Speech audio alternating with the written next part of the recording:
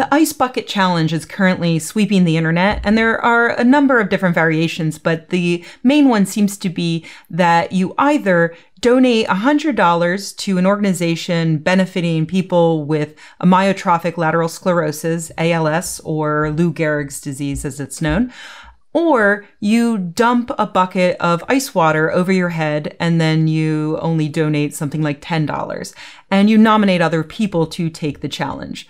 It seems like a lot of fun. It's raised a lot of money. What could possibly be better than something that allows people to raise money for a good cause while having fun?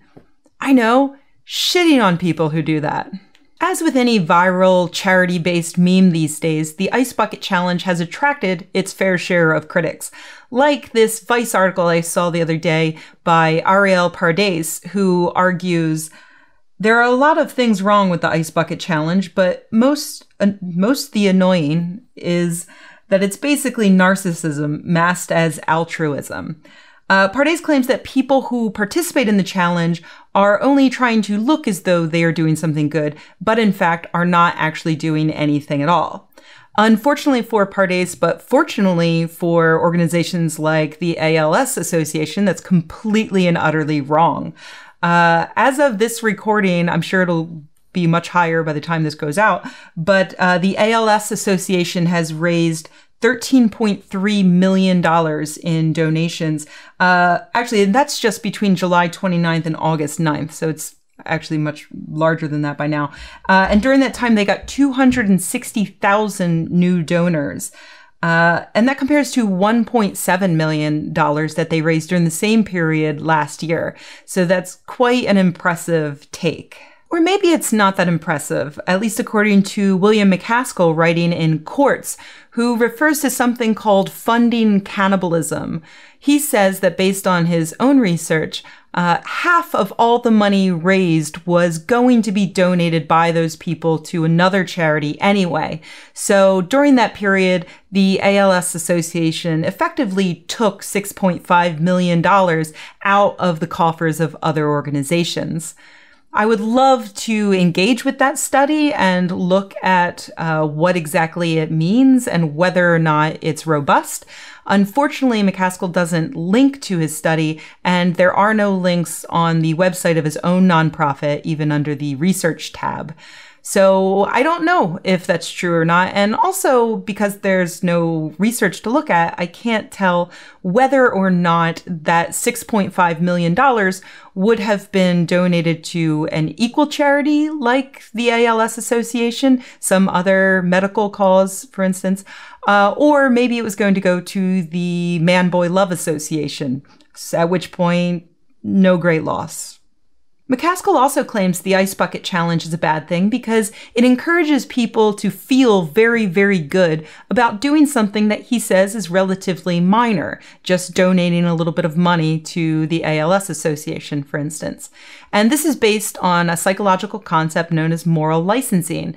And here MacAskill does cite a study. There have been a number of them. The one he talks about is one in which participants were asked to purchase an item. Some of them purchased an environmentally friendly item and others purchased just a conventional item. And what the researchers found was that the people who purchased the environmentally friendly item were more likely to cheat and steal later on. This is based on this idea where by thinking of yourself as a very moral person, if you're very confident in the idea of yourself as a good person, you will be more likely to do immoral acts because you feel that you deserve it, because you're a good person, so you should be allowed to do some immoral things here and there. There have been a number of other studies. They're all pretty interesting. There was one in which participants only had to sit and think a while about how good they were, about their own value as moral people. And later on, those people gave less money to charity. So is it possible that the Ice Bucket Challenge will encourage this kind of moral licensing? Maybe. There are studies out there that do suggest that. Unfortunately, those studies are done in labs on mostly psychology students. So it's tough to say what's going to happen when you get in the real world where there are a number of other mitigating factors determining whether or not you're going to give more money to the ALS Association down the road or kick a puppy. It could depend on your own salary, your own income. It could depend on whether or not you're moved by the emails that you get from the ALS Association asking you to donate again. There are a number of different things that could encourage people to stay involved, or that could encourage them to stop giving to charity altogether. Moral licensing may be one of those factors. So we don't really know. But one thing I do know with a fairly high confidence is that making people feel bad about doing a small amount of good probably isn't the way to encourage them to do more good.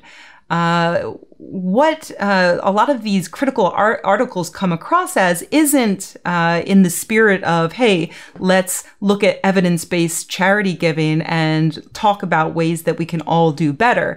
It's more based on how I, the person writing the article, am a better person than you, a person who did the ice bucket challenge, and here's why. And that's not going to endear anyone to evidence-based giving. What we need to do is keep an open and honest dialogue about these things and just be happy when people are having fun and doing a good thing. I mean, people didn't get this angry at people who were planking. Planking was a meme, and I'm pretty sure no organizations benefited from it at all. The ALS Association is a great organization. I have donated to them several times in the past because I have a personal connection. I have a friend who unfortunately died from ALS complications. And it's a horrible disease, and I would love to see it eradicated. And in the meanwhile, I would love to see us give more support and help to the people who have ALS and their families and friends who are attempting to support them during that difficult time. So remember that the next time you want to shit on someone for doing the ice bucket challenge, think to yourself if there is maybe a better way to encourage them to get more involved in charity and be more giving with both their time and money. There are definitely better ways than writing snarky articles about them.